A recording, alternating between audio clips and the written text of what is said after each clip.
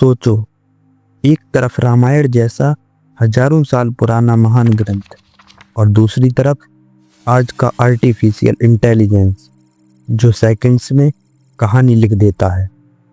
आज हम ऐसे युग में जी रहे हैं जहां वाल्मीकि की कलम और एआई का एल्गोरिदम एक साथ लिखने लगे हैं, और इस तकरार के बीच जो सबसे ज्यादा बदल रहा है वो है रावण का किरदार।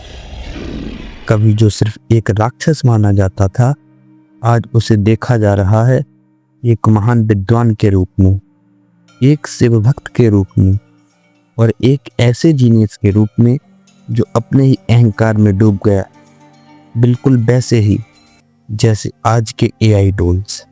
बेहद पावरफुल, बेहद इंटेलिजेंट, लेकिन अगर कंट्रोल ना हो तो खुद का ही विनाश तय कर लो।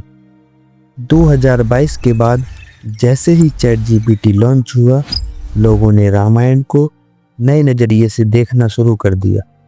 कहीं रावण हीरो बन गया, कहीं राम मॉडर्न लीडर, और कहीं सीता की कहानी खुद एआई लिखने लगा।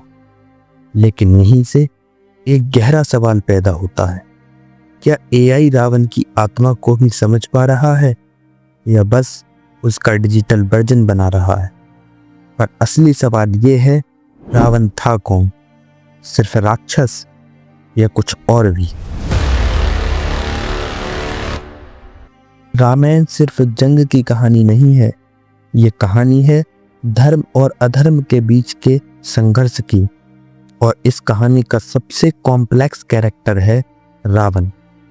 रावण कोई सिंपल राक्षस नहीं था, वो ब्राह्मण था, वेदों का ज्ञानी था, वीणा का महान कलाकार था और शिव का भक्त था।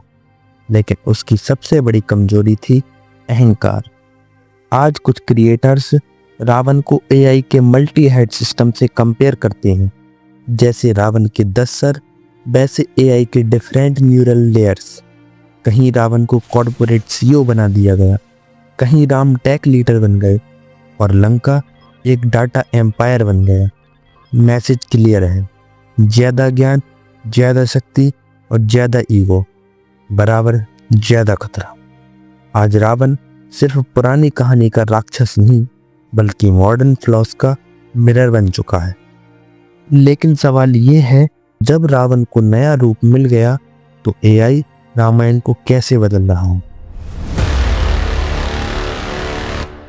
आज चैट जीपीटी सिर्फ कहानी लिखने का टूल नहीं है, वो टीचर भी है, ट्रांसलेटर भी है और कल्चरल गाइड भी। लोग अब एआई से पूछते हैं, रावण ने ऐसा क्यों किया? उसका दर्द क्या था? क्या रावण सुधर सकता था? एआई और रावण को सिर्फ राक्षस नहीं, बल्कि ट्रैगिक एंटी हीरो बनाता है। 2023 में जब एआई ने संस्कृत वर्सेस ट्रांसलेट करने की कोशिश की तो 80% तक सही था, लेकिन माया जैसे गहरे शब्दों का अर्थ बिगड़ गया। यहीं एआई की सीमा सामने आती है। एआई लिख सकता है पर भावना महसूस नहीं कर सकता। 2025 तक पहुंचते पहुंचते एआई सिर्फ लिख ही नहीं रहा, कास्टिंग सजेस्ट कर रहा है, साइबर लंका क्रिएट कर रहा है, ऑडियो रामायण बना रहा है। लेकिन इस इनोवेशन के साथ एक डर भी है। क्या हम रामायण को डीप समझ रहे हैं या उसे सिर्फ फास्ट कंटेंट बना रहे हैं? 2022 से पहले तक एआई एक्सपेरिमेंट था, लेकिन जैसे ही चैट जीपीटी पब्लिक हुआ, लिखाई, पोएट्री, स्क्रिप्ट्स सब कुछ ऑटोमेट होने लगा। कुछ ने कहा ये क्रिएटिव रिवॉल्यूशन है, तो कुछ बोले ये आर्टिस्ट के लिए खतरा है। 2023 में राइटर्स ने केस कर दिया, हॉलीवुड में स्ट्राइक्स हो गए, लोग डर गए, कल को कहानियां मशीन ही लिखेगी क्या? और यहीं रामायण भी एआई के बीच आ गई। सवाल ये नहीं है कि एआई गलत है, सवाल ये है क्या हम उसे सही तरीके से यूज कर रहे हैं? एआई एक दो-धारी तलवार है, वो ज्ञान भी देता है और गलती भी करवा सकता है। रामायण हमें सिर्फ भगवान और राक्षस का फर्क नहीं सिखाती, वो हमें यह भी सिखाती है कि ज्ञान तभी शक्ति बनता है जब उसके साथ विनम्रता हो। रावण इसलिए नहीं हारा क्योंकि वो कमजोर था। रावण इसलिए हारा क्योंकि उसने अपनी शक्ति पर हद से ज्यादा भरोसा कर लिया। और आज जब हम एआई के युग में खड़े हैं तो यही सबसे बड़ी वार्निंग है हमारे लिए भी।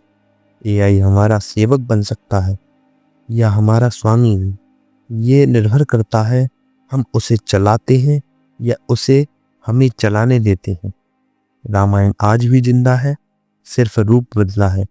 और शायद एआई के साथ मिलकर ये कहानी और भी देर तक जीती रहेगी। बस शर्त यह है मशीन के हाथ में इंसानियत का स्टीयरिंग हो। अगर वीडियो सच में वैल्यूएबल हो तो लाइक करें और ऐसी ही और भी नॉलेजेबल वीडियोस के लिए सब्सक्राइब करें।